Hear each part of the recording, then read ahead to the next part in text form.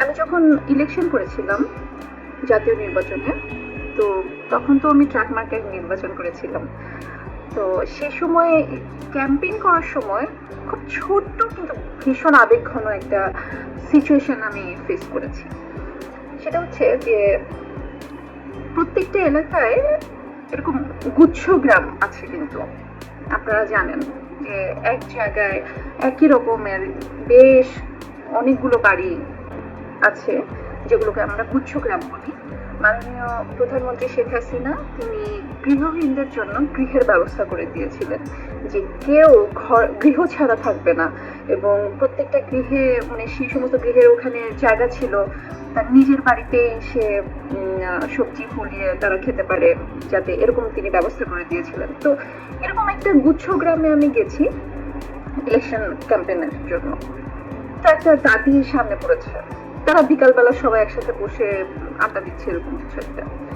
তো আমি গেলাম, যে বললাম যে দাদি, আমি মাহি, আমি ট্রাক মার্কায় নির্বাচন করছি, আপনি কিন্তু আমাকে ভোট দিবেন।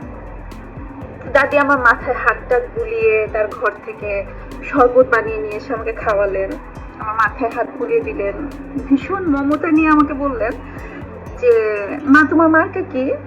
তো আমি বললাম যে আমার মার্কা ট্রাক। তিনি হেসে আমাকে বললেন যে মা, এই যে ঘরটা দেখো, এই ঘরটা হাসিনা আমাকে দিছে। তো আমি সেই হাসিনারে রাইখা আমি কি অন্য কাউকে ভোট দিতে পারি?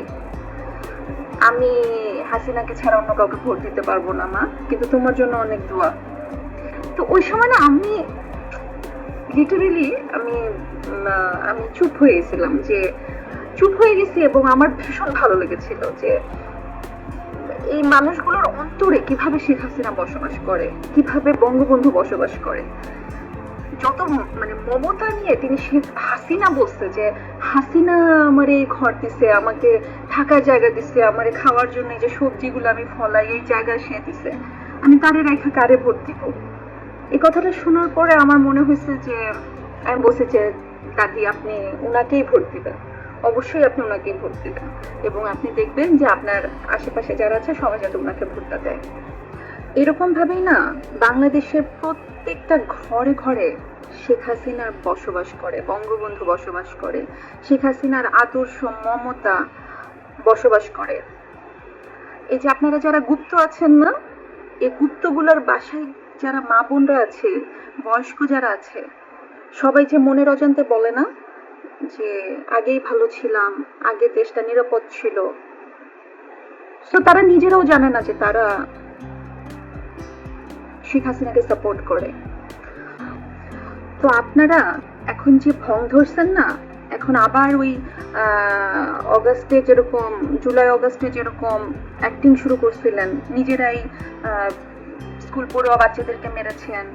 আচ্ছা, ওই যে আবু সাইদ মারা গেছেন, শহীদ হয়েছেন, আবু সাইদের বুক তো এভাবে দাঁড়িয়েছিল। তো আবু সাইদের বুকে যে পুলিশটা গুলি করলো, আপনারা কেউ কি দেখাতে পারছেন তার বুকের মধ্যে গুলি লেগেছে, হালকা একটু ব্লাড পড়েছে? দেখাতে পারছেন? দেখাতে তো পারেন নাই। সে কিভাবে মারা গেল? তো সেই যে ওই সময় অ্যাক্টিং করছেন, নিজেরাই বাচ্চাদের উপরে হামলা করছেন, নিজেরাই ফেসবুকে গুজব ছড়াইছেন, অমুক জায়গায় রেপ হচ্ছে, অমুক জায়গায় হামলা করছে, অমুক জায়গায় এইরকম ঝড় চলে আসছে, এরকম যে অ্যাক্টিং শুরু করছিলেন, তো সেরকম আবার এখন করতেছেন। স্টেজে উঠে বক্তৃতা দিচ্ছেন, সামনে ককটেল ফুটতেছে, নিজেরাই চকলেট বোমা মেরে নিজেদের মানুষকে দিয়ে মারা বলতেছেন যে এখন এগুলো আওয়ামী লীগ করতেছে। হ্যাঁ, এবং সেনাবাহিনীর প্রোটেকশন নিয়ে আপনারা মিছিল করবেন, সেরকম একটা চিন্তা ভাবনা করছেন। আপনাদেরকে বলে রাখি, যতই ভং ধরে সেনাবাহিনীর প্রোটেকশন নেন না কেন, বাংলাদেশের মানুষ, বাংলাদেশের প্রত্যেকটা খেটে খাওয়া মানুষ আপনাদের বিচার করবে। রাস্তায় নামবেন, রিক্সাওয়ালা ভাইয়ারা ধরে পিটানি দিবে, ঠিক আছে? ওই যে হিন্দিতে একটা কথা আছে না, চুন চুনকে মারুঙ্গা। আপনাদের খবর আছে, মানুষ বাসা থেকে বের হয়ে হয়ে আপনাদের ধরে পিটাবে। তো সাবধান হয়ে যান, সবাই ক্ষেপে আছে আপনাদের উপরে। সময় থাকতে এই সমস্ত অ্যাক্টিং বন্ধ করেন, ভান ধরা বন্ধ করেন, ঠিক আছে? নিজেদের খেতা বালিশ বুঝান, আপনাদের জায়গা এই দেশে বেশি দিন নাই। ভালো থাকবেন।